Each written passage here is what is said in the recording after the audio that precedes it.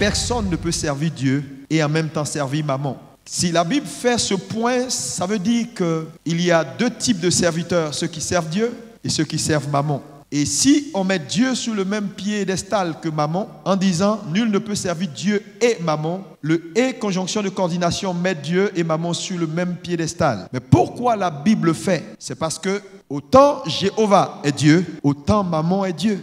Et donc s'il y a Dieu, Jéhovah notre Dieu à nous, un côté, s'il y a le Dieu maman un côté, ça veut dire qu'il y a deux types de serviteurs. Le problème, c'est, lorsque la Bible fait ce récit, elle ne s'adresse pas à des païens, elle s'adresse à des chrétiens. Maintenant, vous voyez, c'est bizarre. Comment on peut entrer dans une église où les gens sont censés adorer Dieu et dire, nul ne peut servir deux maîtres. On ne peut servir Dieu et maman. Les chrétiens vont te regarder pour dire, écoute, tu parles à qui? Nous, on sert Dieu. Donc, il faut lever l'équivoque. Il est important pour l'église d'arriver à la compréhension. À quel moment je peux être en train de servir maman? On a défini ceci. Notre degré d'attachement à Dieu est proportionnel à ce que nous faisons avec maman. Mais qui est maman? La Bible dit, maman est une force. Certaines traductions bibliques disent maman c'est l'argent. Maman n'est pas l'argent. Maman est une force. Maman est un esprit qui est derrière tout ce qui est matériel. Mais étant donné qu'il n'y a rien qui est matériel qui n'a pas son équivalent en argent, les gens ont pris le raccourci pour dire maman c'est l'argent. Sinon maman n'est pas l'argent. Maman est une puissance derrière le matériel. Le problème c'est quoi? Un homme sert Dieu proportionnellement à ce qu'il fait de son argent. Donc nous avons dit simplement que la seule voie pour être libre de maman, c'est de comprendre un certain nombre de principes ou de l'échange ou du donner. Si Dieu